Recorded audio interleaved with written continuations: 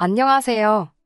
제가 세상에서 제일 싫어하는 사람이 두 부류가 있는데 그중 하나가 겉다르고 속다른 사람입니다.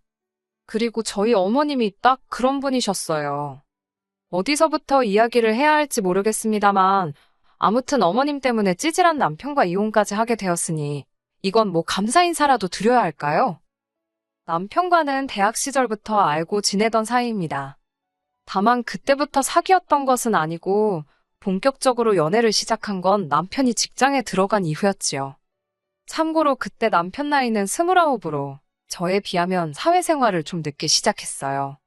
저는 대학을 졸업하자마자 취업에 성공했거든요. 만난 지 2년 정도 되었을 무렵 남편이 먼저 결혼하자고 이야기를 꺼내왔어요. 저도 당시에 남편을 많이 사랑하고 있었으니 그 프로포즈를 거절할 이유가 없었지요. 그런데 막상 결혼 이야기가 오가면서 서로 재정 상태를 오픈하니까 아무리 남편이 저보다 늦게 사회생활을 시작했다는 사실을 감안하더라도 모아둔 돈이 너무 없더군요. 게다가 시댁이 자식들에게 손 벌릴 정도는 아니었지만 장가갈 아들한테 집은커녕 차라도 한 대 사줄 형편도 못 되었습니다. 그래서 이 결혼을 하는 게 맞는 건가? 마음이 많이 심란했어요. 그러다 결국 철딱서니 없이 친정부모님께 도움을 요청했습니다. 솔직히 한 살이라도 젊고 예쁠 때 웨딩드레스를 입고 싶다는 욕심이 있었기에 돈 때문에 남편이랑 헤어진 뒤 다시 누구를 만나서 어쩌고 할 시간이 없다고 생각했거든요. 지금 돌이켜보면 참 철이 없었던 거지요. 그리고 다행히 친정부모님께서는 남편이란 사람 자체는 좋게 봐주신 듯 했어요. 그래서 저희 쪽에서 결혼식과 신혼살림에 들어가는 비용이 100이라고 하면 그중 75를 부담하고 남편 쪽에서 25를 부담하게 되었습니다. 게다가 친정아버지께서 중고차 관련 사업을 하셨거든요. 그래서 개중에 정말 상태 좋은 저나 남편에게는 조금 과하다 싶을 정도의 외제차도 선물로 주셨습니다. 그런데 사람이 화장실 가기 전이랑 갔다 와서랑 마음가짐이 다르다더니 그게 딱 저희 어머님한테 하는 말이더라고요. 저희 어머님께서는 결혼 전에는 저만 보면 복덩이 하시더니 막상 저희가 식을 올리고 나니까 저를 부를 때마다야 너 하시기가 일쑤였습니다. 뿐만 아니라 어머님께서는 저와 모녀 사이처럼 지내고 싶다 하셨는데 말이 좋아 모녀 사이지 저를 대하시는 것과 신우를 대하시는 건 천지 차이였어요. 어머님이 저에게 기대하시는 딸 노릇이라 하면 어머님이 뭔가 필요하거나 갖고 싶을 때 그걸 사주는 말 그대로 물주의 역할이었달까요? 언젠가 한 번은 집에 있는 저를 갑자기 핸드폰 매장으로 불러내시더니 당신 핸드폰 기계를 바꿔달라 하신 적이 있습니다. 그것도 거의 200만 원에 육박하는 최신형 핸드폰으로요. 솔직히 전업주부이신 어머님께는 과하지 않나 싶대요. 그래서 제가 너무 비싸서 안 될 것 같다고 거절했어요. 그러자 어머님은 전에 보니 너네 엄마는 이거 쓰던데 당신은 왜 못 쓰냐고 따지시대요. 저희 친정어머니야 친정아버지가 사주셨거나 아무튼 당신 재산으로 사셨을 텐데 말이에요. 하지만 차마 그렇게 말할 수는 없었으니. 아무튼 결국에 안 사드리기는 했는데 이후로 한 2주 동안 얼마나 삐져 계시던지 잘못한 것도 없이 제가 정말 죄인 모드였다니까요. 게다가 또 한 번은 당신도 취미생활로 골프를 치고 싶으시다며 저더러 골프채 세트를 사달라고 하셨습니다. 아시겠지만 골프채 세트가 몇만 원 가지고 될 일이 아니잖아요. 그래서 어머님께 제가 중고시장을 한번 찾아보겠다 했어요. 말이 나와서 말이지만 친정부모님이 재산이 좀 있다고 해서 그게 제 돈은 아니잖아요.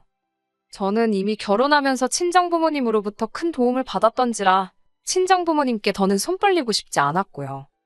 특히 시부모님께 뭘 해드리기 위해서 친정부모님의 재산을 끌어올 생각은 추호도 없었지요. 세상 천지에 고생 안 한 사람이야 없겠지만 저는 저희 친정부모님 자식이다 보니 저희 친정부모님이 세상에서 고생을 제일 많이 하신 분들 같고 그러니 자식으로서 늘 애틋하고 감사한 마음이었거든요. 그리고 그렇게 힘들게 일궈놓으신 재산을 막말로 남 좋은 일 시키는데 쓰고 싶진 않았어요. 아무튼 본론으로 돌아와서 제가 중고시장에도 골프채 세트가 종종 올라오니 조금만 기다리시라 했습니다.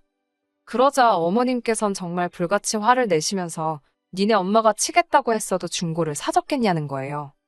이때는 정말 저도 화가 많이 나서 저희 어머니야 당신 재산이 있으시니 알아서 사서 쓰실 거라고 받아쳐버렸어요. 그러자 제가 재산 가지고 당신을 무시했다며 어찌나 통곡을 하시던지. 정말 조선시대였다면 석고대죄라도 해야 할 판이었다니까요. 그리고 처음엔 눈치채지 못했는데 어머님께선 제가 행여나 남편을 무시할까봐 늘 촉각을 곤두세우고 계셨어요. 저로서는 남편이 말 그대로 가진 게 없다는 걸 알면서도 시작한 관계였기 때문에 그쪽 부분으론 남편을 무시하고 그럴 이유가 전혀 없었는데 말이지요. 하지만 어머님은 당신의 자격지심 때문인지, 제가 남편에게 얼마나 잘하고 있는지, 남편을 고생시키진 않는지 그런 부분들을 끊임없이 묻고 따지셨습니다. 그리고 그중 하나가 운전이었지요. 저는 수능을 마치자마자 친정어머니의 권유로 면허를 땄어요. 그리고는 아버지가 대학교 입학 선물로 소형차도 한 대 사주셨고요. 그리고 그때는 주변에 운전하는 친구들이 많이 없었기 때문에 어린 마음에 괜시리 으스대고 싶대요. 그래서 차를 운전하는 날이 많았어요. 하지만 운전이란 게 저만 정신을 똑바로 차린다고 사고를 피할 수 있는 건 아니더군요. 그날도 저는 평소에 오가던 사거리에서 제 신호를 기다리고 있었습니다. 그런데 어떤 정신 나간 운전자가 신호를 무시하고 대기 중이던 저를 들이받은 거예요. 다행히 큰 부상은 피했지만 정신적 충격이 컸다고 해야 할까요? 그날 이후로부터 얼마 전까지 저는 운전대를 잡기가 어려웠으니까요. 그리고 남편은 이미 결혼 전부터 이 사실을 알고 있었어요. 그래서 저희 둘이 어디를 가건 운전이 필요하면 남편이 운전대를 잡는 게 일상이었지요. 친정아버지께서 남편에게 차를 주셨던 것도 그런 남편에게 당신 나름대로 고마움을 표현하신 거고요. 하지만 어머님께서는 저희 친정아버지가 차를 해주셨다는 사실은 온데간데 없이 잊으시고 그저 운전대를 잡은 당신 아들만 불쌍해 보였던 모양이에요. 어머님께서는 운전대를 잡은 남편을 발견할 때마다 제가 당신 아들을 무슨 머슴 부리듯 부린다고 생각하신 건지 저더러 왜 운전을 못하냐고 다그치기 일쑤셨습니다. 그럴 때마다 저는 그런 어머님이 야속하기도 했지만 동시에 시어머니는 시어머니구나 생각하며 어머님을 이해하려 했고요. 그런데 그런 대화가 있고 얼마 지나지 않았을 때였어요. 신우가 남자친구 어쩌고 하며 이야기를 꺼내더니 자기도 면허를 따야겠네 어쩌네 하는데 어머님께서 대본에 네 남자친구가 운전하면 되지. 네가 뭐하러 면허를 따냐고 그러시는 거예요. 어이가 없어서 제가 어머님을 한번 쳐다봤습니다. 그러자 어머님께서 하시는 말씀이 신우 손 좀 보래요. 저렇게 작고 고사리 같은 손으로 운전대를 어떻게 잡냐고요. 담배도 잘만 피는 손인데 운전대는 왜 못 잡냐고 한마디 하려다가 꾹 눌러 참았네요. 그리고 그쯤에서 어머님이 멈추셨으면 제가 이렇게 사연을 쓰는 일은 없었겠지요. 하지만 어머님께서는 또다시 저에게 운전 좀 하라며 화를 내셨고 그날은 도저히 저도 그냥 넘어갈 수가 없어서 어머님께 그동안 서운했던 감정을 속사포처럼 쏟아냈습니다. 그러자 어머님께선 당신이 하셨던 말은 다 저를 생각해서 그런 거라며 오히려 시어머니한테 이렇게 대드는 며느리는 처음 봤대요. 그러면서 저더러 똑바로 사과하지 않으면 두 번 다시 얼굴 볼 일 없을 거라나요. 솔직히 제가 어머님하고 얼굴 안 보고 지내서 불편할 게 뭐가 있겠어요? 그리고 무엇보다 저는 잘못한 게 없었으니 어머님께 사과드릴 생각이 없었습니다. 그래서 남편을 통해 어머님의 의중을 전해들은 이후로 한 번도 어머님께 먼저 연락드리지 않았네요. 그리고 그 시간이 한 달 가까이 길어지자 남편이 자기만 중간에서 죽어난다며 자리를 한번 만들 테니 어머님이랑 한번 이야기 좀 잘 해보라나요. 그렇게 어머님, 아버님, 남편 그리고 저까지 네 사람이 모이게 되었습니다.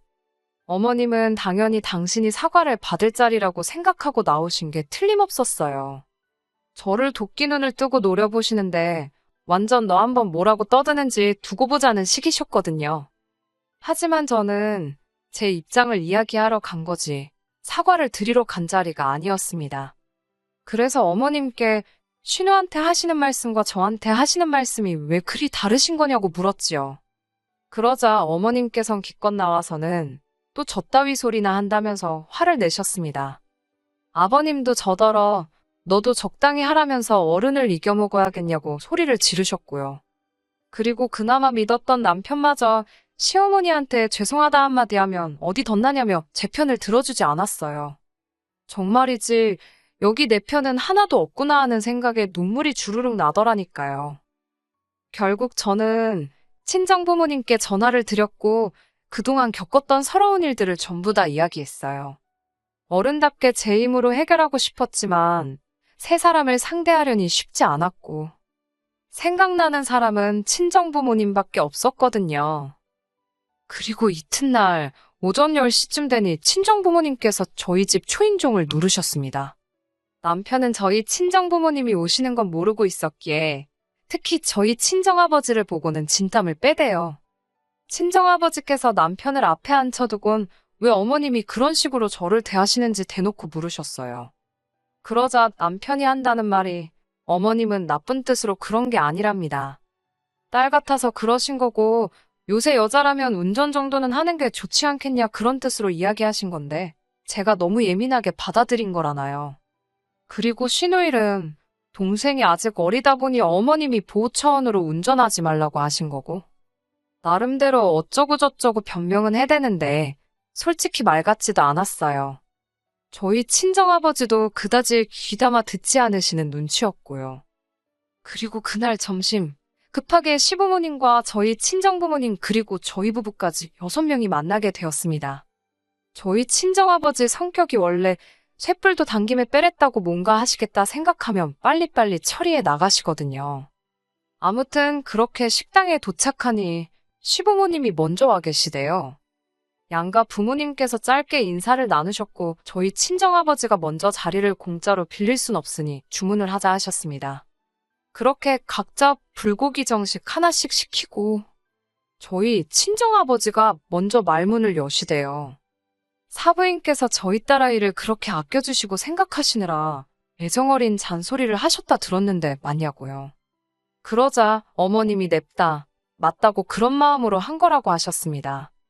그러자 친정아버지께서 다시 당신이 저를 좀 더 독립적으로 강하게 키웠어야 하는데 아무래도 하나뿐인 딸이다 보니 조금 오냐오냐해서 키운 부분이 있다나요. 하지만 사부인 이야기를 듣고 나니 정말 자식 교육을 잘못 시켰다 싶다며 이제라도 바로 잡으시겠다더니 저희더러 결혼할 때 보태줬던 돈하고 차를 다시 내놓으라 하시대요. 그러자 저희 남편이 바닥에 무릎을 꿇으면서 저희 친정아버지더러 죄송하다 하더군요. 하지만 친정아버지의 마음을 돌리기엔 고작 무릎 꿇는 걸로 소용이 없었지요. 친정아버지가 저희더러 집을 팔든 어쩌든 다음 주까지 2억을 만들어 놓으라 하셨습니다. 그리고는 앞에 꿇어앉은 남편더러 차키도 지금 당장 내놓으라 하셨고요. 그러자 남편이 정말 나라 잃은 표정이라고 해야 할지 넋이 나간 사람 마냥 차키를 저희 친정아버지 손바닥에 올려놓대요. 그제서야 어머님께선 상황이 단단히 잘못 돌아가고 있다고 느끼신 모양이었어요. 아무리 그래도 이렇게까지 하실 필요가 있냐면서 당장 그럼 애들은 어디 가서 살라는 거냐, 그리고 저희 아들은 출퇴근은 어떻게 하라는 거냐며 저희 친정아버지께 따지듯 물으셨거든요. 하지만 친정아버지께서 그런 어머님에게 애들도 성인인데 그런 건 충분히 알아서 할 수 있을 거라며 사부인도 마음의 짐을 좀 내려놓으시라 한마디 하실 뿐이었습니다. 솔직히 상황 자체가 심각하긴 했지만 어머님이 발동동 구르는 모습을 보고 있으니 고소하단 생각밖에 안 들대요. 그렇게 친정부모님은 본가로 내려가셨고 저와 남편은 집으로 왔습니다. 남편이 거실에서 원망 섞인 눈초리로 한동안 저를 노려보더니 이를 이렇게까지 키웠어야 했냐면서 앞으로 어떻게 살려고 그러냐는 거예요. 그래서 제가 우리 둘 다 맞벌이 하는데 아무려면 오피스텔 전세 하나 못 들어가겠냐고 했어요. 그리고는 돈은 얼마나 모았냐고 물어봤지요. 그러자 남편이 한다는 말이 모아둔 돈이 어딨냐고 그래요. 집도 해결되었겠다. 차도 있겠다. 부족한 게 없고 필요한 것도 없어서 그동안 버는 족족이 다 시댁에 퍼졌답니다. 진짜 황당하고 어이가 없더라고요. 사실 식당에서 나올 때만 하더라도 남편이 어떻게 나오냐에 따라 친정아버지한테 다시 한번 잘 말씀드려봐야겠다. 그렇게 생각하고 있었거든요. 저도 당장 차가 없으면 불편한 것도 사실이었고 집 팔고 이사할 생각하니 엄두가 안 났으니까요. 그런데 남편이 보여주는 뻔뻔한 태도는 그런 제 마음을 바꾸기에 충분했습니다. 그래서 결국 고민 끝에 저는 남편과 이혼을 결심했어요. 남편에게 이혼 서류를 내밀던 날 남편은 어머님이 운전 좀 하라고 했다고 일을 이렇게까지 만드냐면서 저더러 한다는 소리가 네가 무슨 드라마 주인공인 줄 아냐입니다. 원래 며느리는 시어머니한테 싫은 소리도 좀 들을 수 있고 자기도 저희 아버지한테 무릎까지 꿇는 거 보지 않았냐면서 원래 다들 저희처럼 사는 건데 제가 너무 오바를 한다나요. 남편의 말이 완전히 틀렸다곤 생각하지 않아요. 하지만 그것도 같이 살고 싶은 마음이나 의지가 있을 때 이야기지요. 저는 오만정이 다 떨어져 버린 상황이라서 굳이 그렇게까지 버티고 싶지는 않더라고요. 그리고 지금 저는 남편과 이혼 소송 중입니다. 협의 이혼을 요구한 저에게 남편이 말 같지도 않은 위자료를 요구해서 어쩔 수 없이 시작했지요. 별 걱정은 없지만 제 예상보다 길어지는 게 짜증이 나네요. 집은 팔았고 친정아버지께 돈도 돌려드렸어요. 이후로 저는 오피스텔에서 생활하고 있고 남편은 본가로 들어갔다 들었습니다. 사람이 독립적이어야 된다고 외치시던 어머님께선 정작 30대 중반에 한번 갔다 온 아들을 품고 살게 되셨으니 인생 참 재밌네요. 한편 저는 운전도 다시 시작했습니다. 몇 년 만이라 도로 연수부터 다시 시작했는데 처음 며칠은 손발이 정말 덜덜 떨리더라니까요. 아무튼 어머님의 말 한마디로 제 인생이 좋은 쪽으로 흘러가게 되었잖아요. 언젠가 감사 인사라도 한번 전해야 할까요? 어떻게 사연을 마무리해야 할지 모르겠네요. 아무튼 저는 지금은 잘 지내고 있어요. 무수히 많은 이야기들 중 하나였을 텐데 들어주셔서 감사합니다. 끝까지 들어주셔서 감사합니다. 오늘의 사연은 여기까지입니다. 구독과 좋아요, 알람 설정 부탁드리고 더 좋은 사연으로 다시 찾아뵙겠습니다. 감사합니다.